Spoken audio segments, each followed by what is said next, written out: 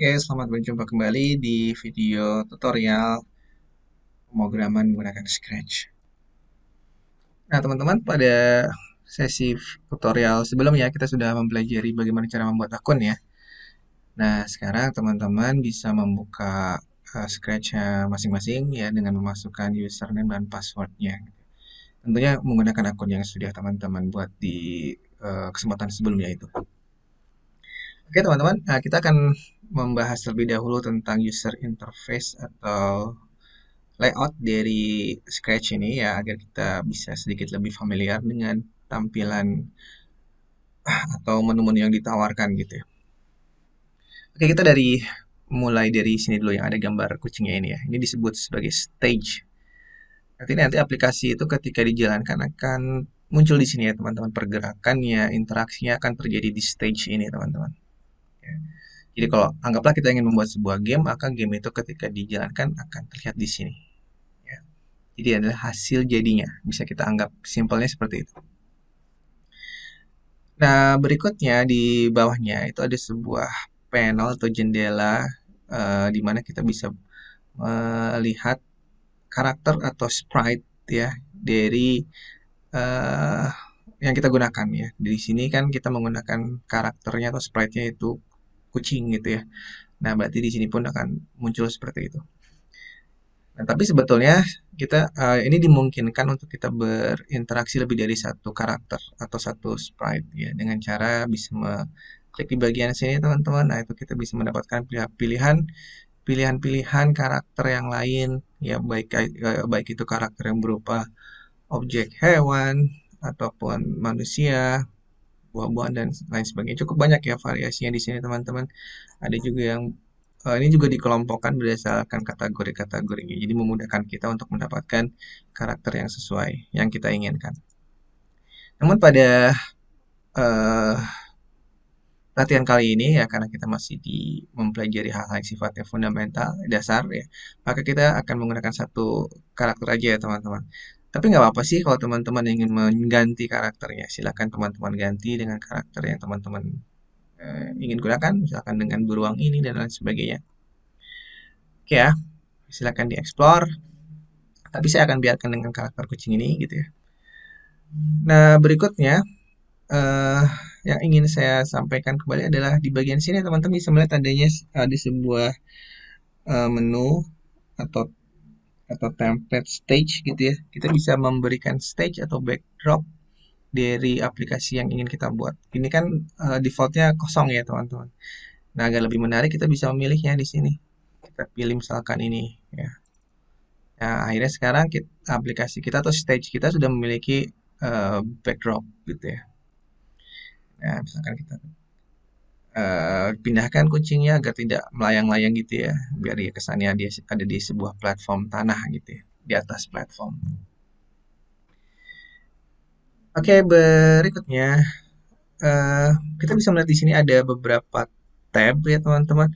Ada code, ada customs, ada juga sounds. Nah, kita akan bicarakan itu satu persatu.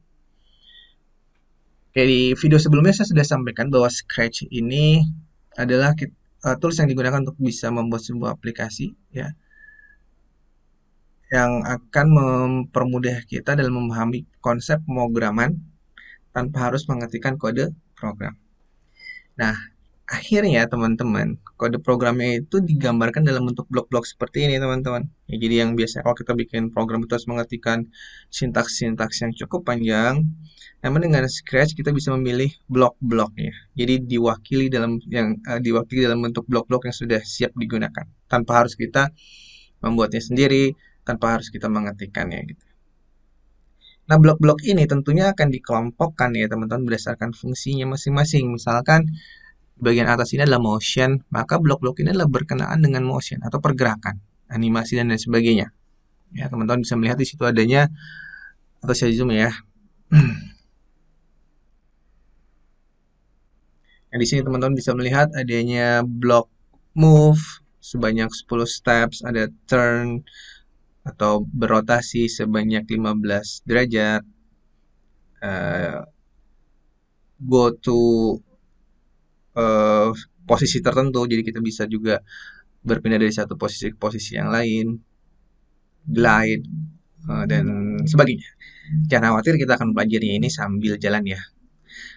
Nah, juga ada kelompok eh, blok yang memudahkan kita untuk mengimplementasikan eh, looks atau tampilan. Ya, misalkan kita ingin menampilkan teks hello, lalu kita ingin mengganti custom, mengganti sprite, kita juga bisa mengganti backdrop. Jadi segala sesuatu yang berkaitan dengan tampilan, ya baik itu mengganti tampilan yang berkaitan dengan backdrop ataupun teks dan seterusnya, ataupun bahkan sprite. Di sini ada sounds, ya kita sudah bisa menebak ya sounds ini pasti kira-kira blok yang berkaitan dengan suara atau audio gitu ya. Lalu juga ada yang berkaitan dengan events. Event itu bisa kita anggap sebagai seperti apa ya, kejadian ya teman-teman. Jadi nanti kita akan banyak membuat sebuah aplikasi berdasarkan kejadian-kejadian tertentu. Misalkan kejadian ketika tombol play baru diklik, maka apa yang akan terjadi? Kejadian ketika si kucing ini kita klik, apa yang akan terjadi? Jadi prinsipnya event ini akan memudahkan kita dalam menentukan kejadian gitu ya. Ketika kejadian tersebut terjadi, maka apa akan yang kita lakukan? Berikutnya ada lagi tab kontrol. Jadi ini adalah yang berisi blok-blok yang berkaitan dengan proses kontrol logika, ya logika atau kontrol alur dari program tersebut. Nah ini udah membicarakan konsep logika pemrograman nih, ya. Nanti jangan khawatir, kita akan mempelajarinya satu persatu lebih dalam. Namun pada awal ini teman-teman bisa cukup saja mengetahui bahwa ada sebuah tab kontrol yang di dalamnya berisi blok-blok yang akan memudahkan kita dalam mengimplementasikan alur program atau kontrol program. Misalkan ini wait 1 second, artinya kita akan membuat kode program kita gitu ya untuk menunggu selama 1 detik. Jadi dia tidak langsung dieksekusi terus. Jadi ada idle-nya gitu ya. Ada delay-nya gitu ya. Lalu repeat itu untuk mengulang. Ya, repeat sebanyak 10 kali ya. Kalau forever itu sama ya seperti repeat, tapi dia tidak terbatas gitu ya. Dan if then ini untuk melakukan proses pemilihan kondisi. Sekali lagi itu kan kita pelajari nanti, jadi jangan khawatir. Mungkin teman-teman agak sedikit terintimidasi dengan banyaknya blok-blok ini. Bagi yang baru memulai mempelajari bahasa pemrograman ya, santai aja dulu ya. Tidak usah terlalu terintimidasi gitu ya. Jadi ini hanya sekedar menerangkan menu-menunya aja gitu ya. Oke, di sini juga ada menu sensing dan seterusnya. Ya, sekali lagi kita akan menerangkan ini sambil jalan aja. Nggak langsung di awal semuanya kita jelasin gitu. Nah, itu berkaitan dengan tab code. Lalu ada juga tab custom. Tab custom ini bersesuaian ya, begitupun code ya, dia akan bersesuaian dengan objek sprite yang kita pilih. Kebetulan karena di sini hanya ada satu buah sprite dan yang terpilih adalah sprite kucing ini, maka blok-blok yang di sini pun berkenaan akan berhubungan dengan sprite objek yang terpilih. Nah, sehingga ketika kita melihat custom, maka yang akan terlihat pun custom yang berkenaan dengan objek yang sedang kita seleksi, yang sedang kita pilih, yaitu objek kucing. Nah, ternyata teman-teman, sprite kucing ini memiliki dua objek di dalamnya. Ada dua buah sprite, dua buah custom. Yang ini satu dan yang satunya lagi, gitu ya. Nah itu, jadi kalau kita kita ganti-ganti gini, dia akan memberikan sebuah efek efek bergerak jalan gitu ya. Nah lalu ada lagi tab sound. Nah tab sound ini juga akan bersesuaian dengan sprite yang sedang kita pilih, karena sprite yang sedang kita pilih adalah kucing, maka ketika kita play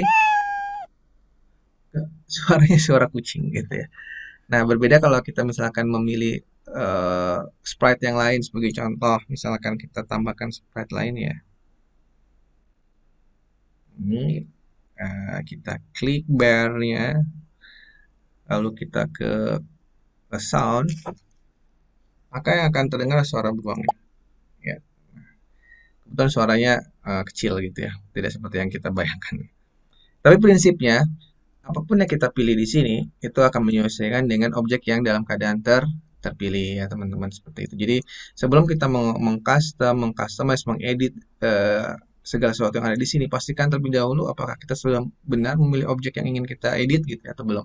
Jangan sampai yang kita inginkan dalam mengedit yang berkaitan dengan objek kucing, ternyata kita ada di menu yang sedang terpilih adalah sprite yang sedang terpilih sprite yang lain ya. Jangan sampai itu terjadi. Ini saya hapus. Oke, itu sekilas tentang menu di Sprite ya. Jadi kita juga tidak akan terlalu mendetailkan. Nanti sambil jalan aja.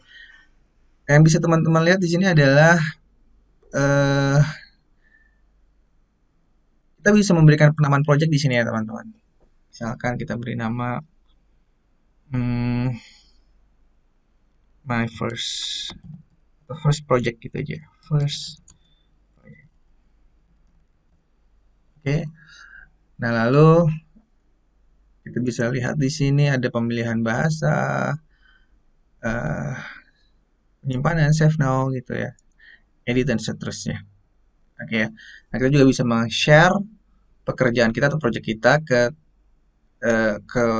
secara publik gitu ya, agar bisa diakses juga oleh komunitas yang lain. Tapi sekali lagi perlu saya ingatkan bahwa fitur share ini baru bisa teman-teman gunakan ketika teman-teman sudah melakukan verifikasi email ya, ketika membuat akun.